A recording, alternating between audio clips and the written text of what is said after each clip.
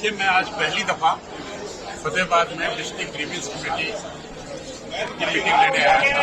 1 minute जी। और आज मुझे पता लगा कि ग्रीवेंस कमेटी की मीटिंग काफी अरसे के बाद हुई है। तो मैं अपने शहर में आया हूँ, फतेहाबाद मेरा शहर है। अपने शहर में आकर मुझे बड़ी प्रसन्नता भी हुई और आप सब लोगों के देवतुल्य लोगों के दर्शन भी हुए। आज की ग्रीवेंस कमेटी में 11 केसेस थे, अलग अलग तरह के थे। कोई रास्ता रोकने का था, कोई मैट्रिमोनियल से कंसर्न था, तो इस तरह से अलग अलग चीजों के थे। इसमें से 11 में से 7 केसेस डिस्पोज ऑफ कर दिए। हमने 4 को पेंडिंग रखा। तो कुछ प्रार्थी आए थे, कुछ नहीं आए, तो उनके मेरिट के आधार पर उनको डिस्पोज ऑफ कर दिया। कुछ अधिकारी गैर हाजिर रहे थे, उसको लेकर क्या निर्देश दिए? अधिकारी गैर हाजिर रहे, वो बिना परमिशन के रहे, उनके खिलाफ हम सख्त कार्रवाई करेंगे।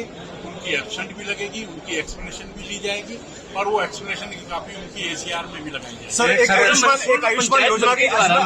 योजना के तहत जो निजी अस्पताल चल रहे थे, वो निजी अस्पतालों ने बंद कर दिया, उनको पेमेंट ड्यूज पड़ी है। पेमेंट कोई पेमेंट कोई भी आयुष्मान का कार्य बंद नहीं हुआ है, थोड़ी डिले हुई है।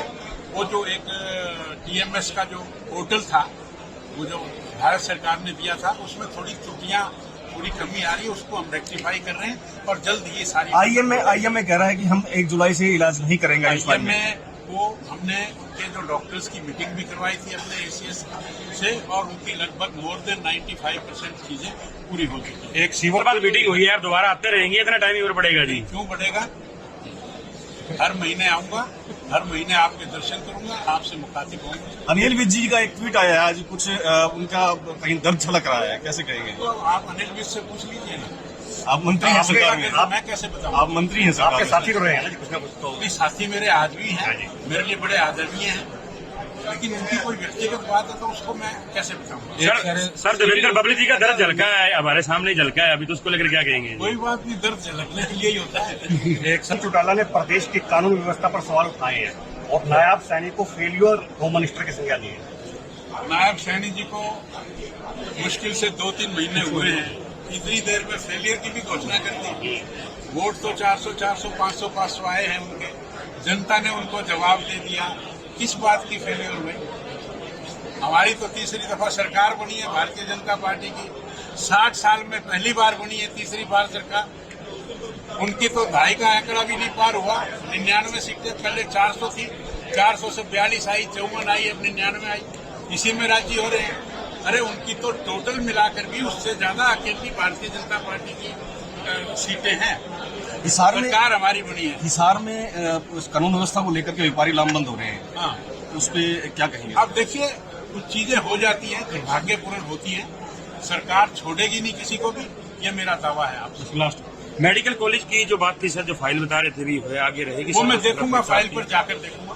देखिएगा, जब पूरे हरियाणा प्रदेश के अंदर एक नजर से जो विकास कार्य हमारे टाइम में हमने करवाए, चाहे कोई भी हल्का हो, चाहे उसमें सरकार के साथ विधायक थे या सरकार के साथ विधायक नहीं थे, जब मैं पंचायत मंत्री के रूप में जिम्मेदारी मिली हुई थी, तो हमने पूरे हरियाणा प्रदेश के 6200 पंचायत जितने भी हमारे गांव थे और सभी कंस्टिट्यूंसी को एक नजर से देखा था। अभी पिछले दिनों पूरे जिले में मनरेगा के काम हुए थे, पैसा आया था, उस पैसे वितरण में भेदभाव किया गया। वो मेरी शिकायत थी, मैंने यहाँ प्रशासनिक अधिकारियों को भी सचेत किया है। और जो कुछ लोग एक दबाव बढ़ाकर, जो पहले वो थैलियों वाला रिवाज, ईमानदार अधिकारियों को प्रताड़ित किया जा रहा है, उनको परेशान किया जा रहा है, उनको रिलेशन के, उनके तबादले के, सस्पेंशन के उनों पर उनके दलालों द्वारा दफ्तरों में जाकर उनको धमकाया जा रहा है। मैंने अधिकारियों को कहा है, किसी से भयभीत होने की जरूरत नहीं। जो ये कमीशन खोर लोग थे, ये आपसे चंदा वसूली वाले लोग थे, इनसे किसी डरने की जरूरत नहीं है। और पिछले लंबे समय के बाद अधिकारियों का एक विश्वास खड़ा हुआ था, जो जिले के हमारे अधिकारी हों, चाहे मेरे विभाग के अधिकारी हों, और आज कहीं न कहीं थोड़ा सा वो भयभीत महसूस कर रहे थे। मगर 2-3 महीने सरकार के बाकी, आप चिंता ना करें। जिस चेयर पर आप हैं, उस चेयर की गरिमा को देखते हुए ईमानदारी से, जो पिछले हमारे समय से आपने जो पिछले 4.5 साल से काम किया है, इक्का दुक्का को छोड़कर लगभग सभी विभागों के अधिकारियों ने पुरजोर ताकत के साथ पूरे जिले में और मेरे टोहाना कंस्टिट्यूंसी में इतने विकास कराए। खुद मुझे अधिकारी बताते थे, हमारे पूरे जो सर्विस का क्रम है, उस क्रम में आज तक का जो कार्यकाल हमारा रहा है, इतने कार्य और इतना पैसा, इस तरह की डेवलपमेंट अपने पहले हमारी कलम से कभी भी नहीं हुई थी। और वो मेरा धन्यवाद भी करते हैं। तो वो कुछ चीजें थी। आज ग्रीवेंस कमेटी की मीटिंग थी, गुप्ता जी आए हैं हमारे। सहारा भी लिया जा सकता है, जैसे आपने कहा इंटीग्रेशन किया है। ऐसा मौका यहाँ अधिकारी मुझे देंगे नहीं, क्योंकि उनको पता है जिस दिन पब्लिक का धरना लगेगा उस दिन बहुत कुछ उलट-पुलट हो जाएगा। सर आपने कहा है और सरकार जा रही है, तो समय तो अक्टूबर में पूरा ही हो जा ही रही है, तो अक्टूबर में जाएगी कि नहीं? क्या दोबारा चुनाव हो रहे हैं? जबकि एक नेता ने कहा कि 60 सीटें आएंगी। देखिए वो तो सबका हक है, लोकतंत्र है, वो तो जनता प्रदेश की और फतेहाबाद की टोहाना की रतिया की तय करेगी किसको लाना है, किसको हटाना है, किसको दोबारा बनाना है। राजनीति के चलते रोकी जा रही है। देखिएगा ये छोटी सोच का मेरी छोटी सोच होती है।